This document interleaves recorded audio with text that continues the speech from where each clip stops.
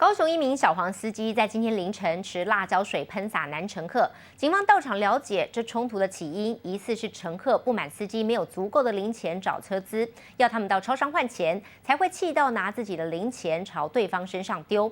司机也不甘示弱的反击。另外，凤山区也有一名阿伯用钥匙刮伤了路边的车辆，还试图要推打车主。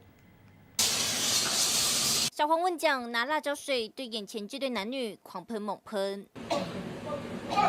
喷到对方不停咳嗽，被喷的男子情绪激动。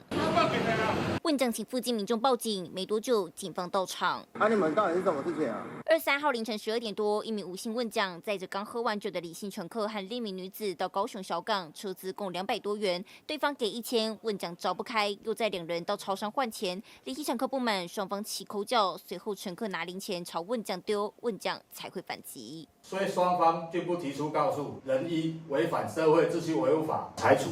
另外，凤山区大东一路上，同一天早上6点多也有火爆冲突。这么长，你跟我说不小心 K 鬼 K 丢，很好玩是不是？车主亲眼看到阿伯用钥匙刮车，当场下车理论。干什么？电话还急了，这么安怎？就我怕你吗？我都在录影。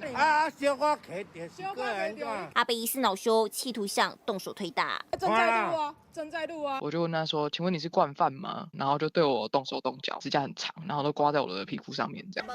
根本就无安怎，小看尔。哎呦，那听得出来啊，伊专门要小过迄款啊，要过你就去过。警方事后也依涉嫌伤害、毁损等罪嫌，将阿伯移送侦办。记者综合报道。